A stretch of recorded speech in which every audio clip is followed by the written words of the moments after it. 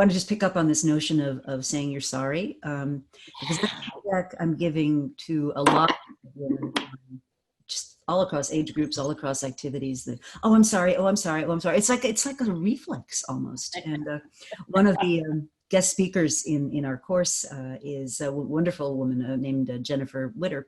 And she has a whole sort of spiel she does on do not be sorry for breathing, do not be sorry for taking up space, do not be sorry for having a point of view.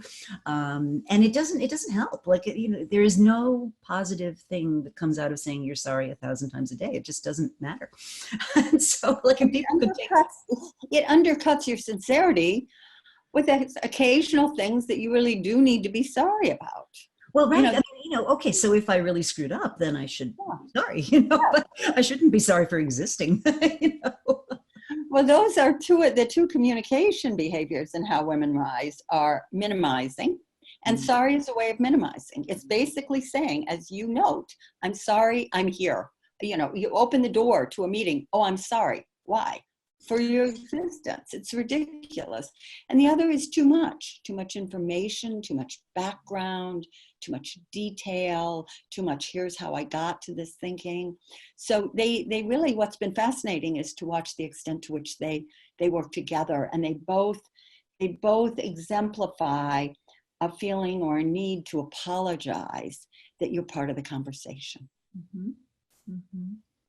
And are you seeing evidence that, and I'm thinking, I mean, one of the things I've long sort of pondered is, I look at my daughter's generation, right? I mean, this is a group of young women who, they grew up playing sports. They grew up being allowed to compete. They grew up with Title IX. They grew up doing travel soccer and being competitive and learning that, you can compete and win and be friends afterwards, And I wonder if you're seeing any generational sort of shift in the zeitgeist almost, of how people are being willing to sort of accept women on those terms. Yes, I agree with you. I think that in my observation, the younger generation of women comes to a place of confidence in their own competence and an acceptance of their right to be there earlier than my generation or that bridge generation of women now in their late 40s, early 50s. They come to it earlier. They have communication issues that get in their way, often apologizing and minimizing. And some of the speech habits of that generation don't necessarily serve them well. But those are small. Those aren't fundamental characterological inhibitions that betray your feeling that you don't have a right to belong there, or feeling that anything you do is going to be viewed through such a punitive lens that it's going to impact all women everywhere.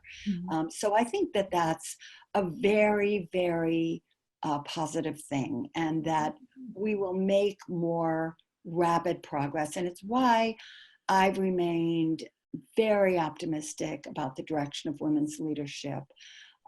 Even though people say, oh, I can't believe it's 2020, we're still having these conversations. I can. This is a big social change. This is a massive change. And it's going to take time, but I think I've watched so many positive things. I've watched skills that were dismissed as soft skills become seen as the most essential leadership skills today. That's a big deal.